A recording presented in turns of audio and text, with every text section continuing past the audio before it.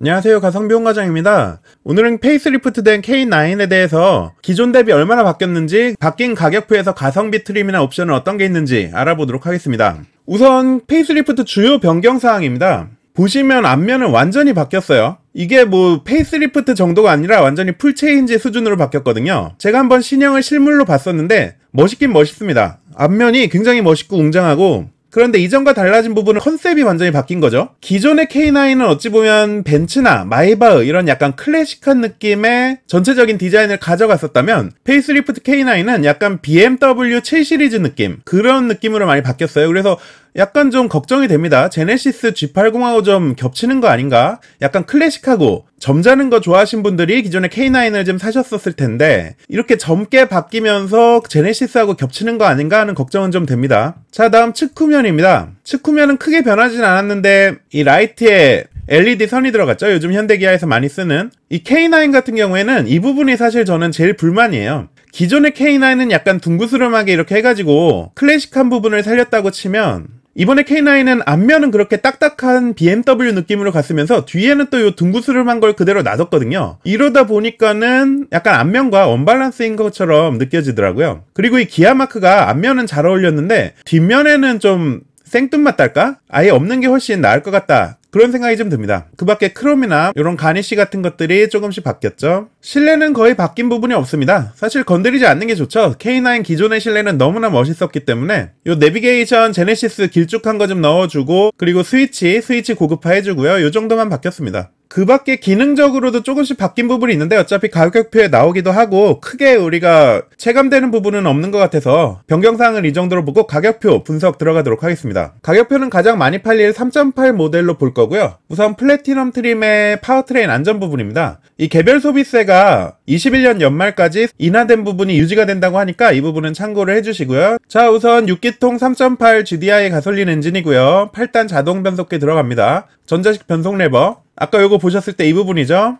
멋있게 생긴 부분. 그리고 이번에 추가된 게 전방 예측 변속 시스템인데, 뭐 앞쪽에 신호등이나 아니면 차가 있으면 감속할 것 같다 예측해가지고 변속을 좀 미리 하고 요런 부분이라는데, 사실 기존에 별다른 불편함이 없었잖아요, 8단 자동 변속기에서. 그래서 이거를 체감하기는 좀 쉽지 않지 않을까, 이렇게 좀 생각이 들고요. 그리고 직결감이 좋은 RMDPS 핸들이고요. 첨단 운전자 보조, 우리 보통 현대에서는 스마트 센스, 기아에서는 드라이브 와이즈라고 부르는 것들, 그런 부분들 기본으로 다 들어가 있습니다. 전방 충돌 방지 보조, 차로 유지 보조, 뭐 후측방 충돌 방지 보조, 하이빔 보조, 후방 교차 충돌 방지 보조, 내비 기반 스마트 크루즈, 고속도로 주행 보조 2, 안전하차 경고. 뭐 이 중에서 설명이 필요한 부분은 뭐 후방 교차 충돌 방지 보조, 요것도 기존에 제 영상들 보셨으면 다 아시겠지만은 한 번만 더 설명을 드릴게요. 어차피 처음 차를 사시는 분들 기준으로 저는 설명을 해드리고 있으니까, 이렇게 골목길에서 후진으로 이렇게 빠져나와야 될 때, 그때 여기에 뭐 화단이나 나무나 뭐 이런 게 있으면은 이쪽에서 오는 차가 안 보이잖아요. 이럴 때 후방 교차 충돌 방지 보조가 있으면 여기서 차가 오면은 여기서 딱 멈춰줘요. 끽 멈춰줍니다. 이거 굉장히 유용한 기능이고 저도 한 두어 번 겪어봤는데 굉장히 안심이 되는 기능이거든요. 그래서 좋은 기능 기본으로 다 들어가 있다는 부분. 내비 기반 스마트 크루즈는 내비게이션 찍고 가면은 이제 속도 제한이나 아니면 곡선로 이런 데에서 감속시켜 준다는 거고요. 뭐 다른 부분은 크게 특이사항은 없습니다. 그리고 에어백은 9개가 들어가고요. 다른 일반적인 차들에 비해서 무릎 정도 더 들어간다 생각하시면 될 것 같고요. 이급에선 당연한 전후방 주차거리 경고 띠띠띠 울린다는 거죠. 그리고 다중 충돌 방지 자동 제동 시스템이 들어있는데요. 이 영상을 한번 보시면 좋을 것 같은데요. 이 오른쪽이 다중 충돌 방지 자동 제동 시스템이 있는 거거든요. 한번 충돌이 일어나서 에어백까지 터진 상황이다, 그러면 자동으로 천천히 제동을 해가지고 뭐 2차 충돌을 방지하는 그런 시스템이라고 보시면 되겠습니다. 자, 그럼 다음은 외장과 내장 사양입니다. 헤드램프나 뭐 턴시그널, 리어램프의 DRL 전부 다 LED 기본으로 들어가기 때문에 뭐 외관에서 상위 트림과 차별을 두진 않고요. 18인치 타이어 휠이 들어가는데 요거는 한번 보고 가셔야죠. 자, 이렇게 생겼습니다. 18인치 휠, 19인치 휠 다 무난하고요. SUV도 아니고 이런 고급 세단에서 큰 휠이 주는 그 압도적인 위압감, 이런 부분을 무시할 수가 없기 때문에 연비에서 손실이 좀 있더라도 무조건 19인치 휠을 써야 되지 않을까, 이렇게 생각이 들고요. 기본은 18인치 휠이기 때문에 이런 거는 옵션으로 커버를 해주면 될 것 같습니다. 다음 이중접합 차선 글라스, 요거 외부 소음이 안 들어오도록 이중접합 차선 글라스 쓰는 건데, 보통 준중형급에서는 앞유리 정도 하고요. 그리고 한 중형급 가면은 앞좌석 측면 유리들, 그리고 조금 더 고급으로 가면 뒷좌석 측면까지 하는데 이 K9은 뒷면까지 전체를 이중접합 차원 글라스로 돌렸습니다. 그리고 자외선 차단 글라스도 전체 적용됐고요. 그리고 머플러는 여기 보시듯이 듀얼 머플러 기본 적용이 돼 있고요. 터치 타입 아웃사이드 도어 핸들인데 여기에 빨간색 표시한 이유는 개인적으로 터치 타입이 별로 안 좋더라고요.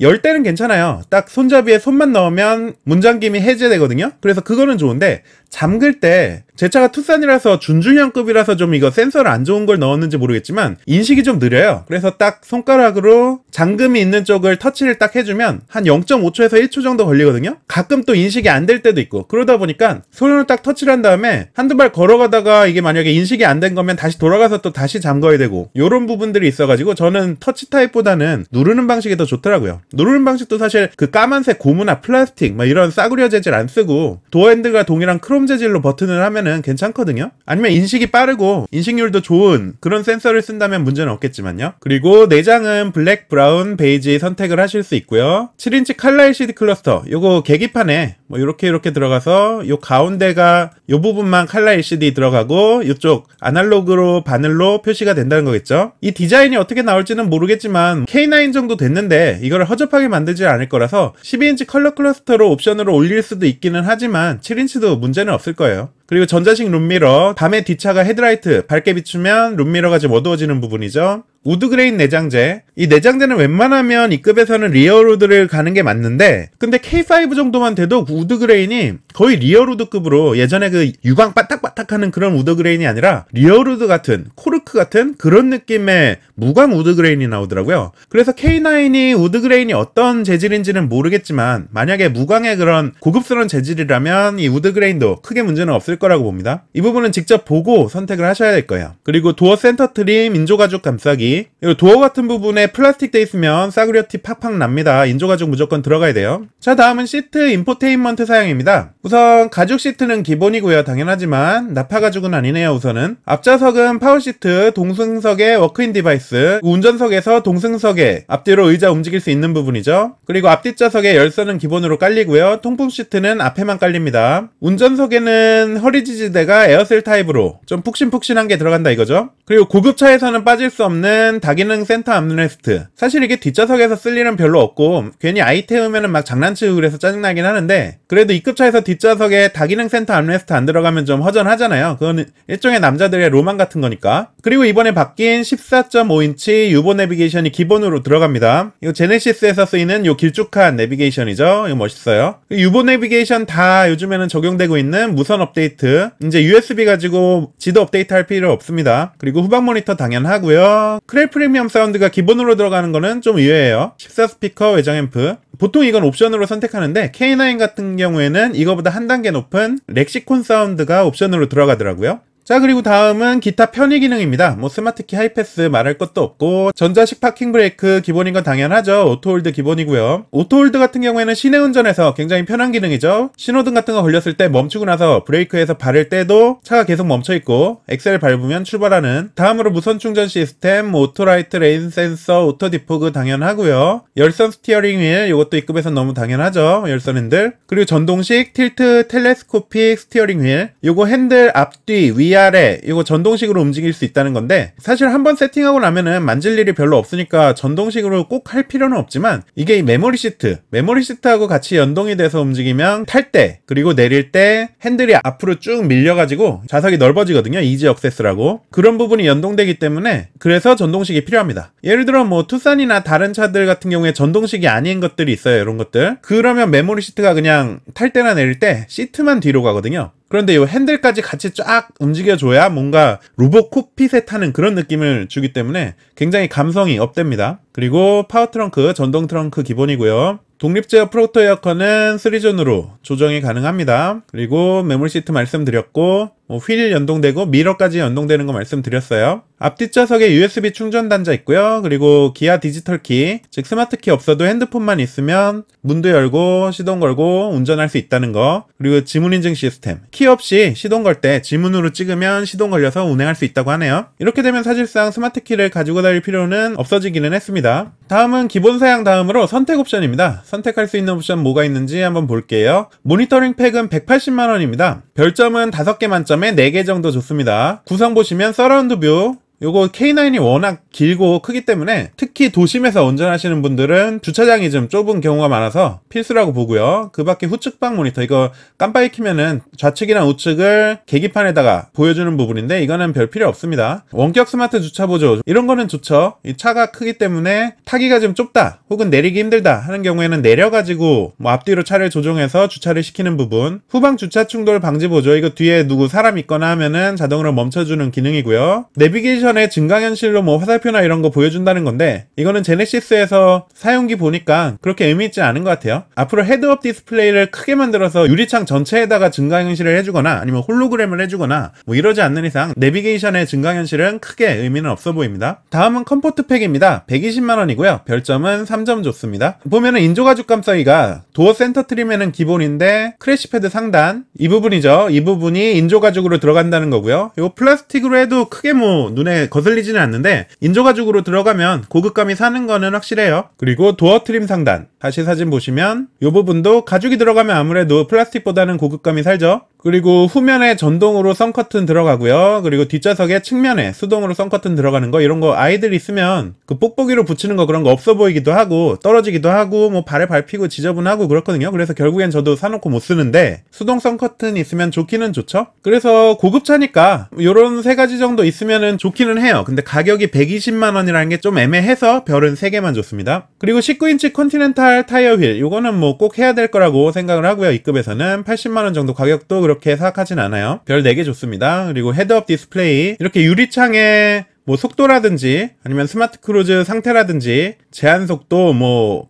내비게이션 이런 거를 표시해주는 부분인데 제가 기존에 팰리세이드 탈 땐 있었다가 지금 투싼으로 오면서 투싼에는 또 이게 없어요. 옵션으로도 선택 못하는 건 정말 의외인데 어쨌든 이 헤드업 디스플레이가 없으니까 불편하긴 엄청 불편하더라고요. 요즘같이 스마트 크루즈를 쓰는 차에서는 그 스마트 크루즈의 거리 조절이라든지 아니면 스마트 크루즈가 지금 켜져 있는지 꺼져 있는지 이런 거를 보기 위해서 자꾸 눈이 아래쪽으로 가거든요. 그래서 헤드업 디스플레이, 뭐 속도 보여주는 것도 좋고 여러 가지로 강추 옵션이기는 합니다. 근데 가격이 120만원이면 조금 애매해서 3개 반 별 줬어요. 그리고 AWD 4륜구동이죠. 4륜구동은 250만원이고요. 이것도 좋기는 한데 가격 때문에 별 3개 반 줬거든요. 결국엔 눈길을 많이 다니시는 분들은 이거를 장착을 해야 될 거고, 이거 장착 안 하면은 K9은 후륜구동이잖아요. 그래서 뭐 승차감이나 물론 운전하는 느낌은 좋지만 눈길에서는 꼼짝 못해요. 작년에 눈 많이 왔을 때 길에 그냥 BMW, 벤츠들, 후륜구동 차량들 잠실의 그 평지에서도 그냥 다 버리고 가더라고요. 그래서 눈이 많이 오는 지방에서는 AWD 무조건 선택을 하시고, 눈 오는 날 안 탄다 혹은 윈터 타이어로 커버 가능하다 하신 분들은 안 하셔도 되겠죠. 그리고 트림 중에 베스트 셀렉션 1이라는 게 있어요. 그거는 이 위에 모니터링 팩, 컴포트, 19인치 휠, 헤드업 디스플레이,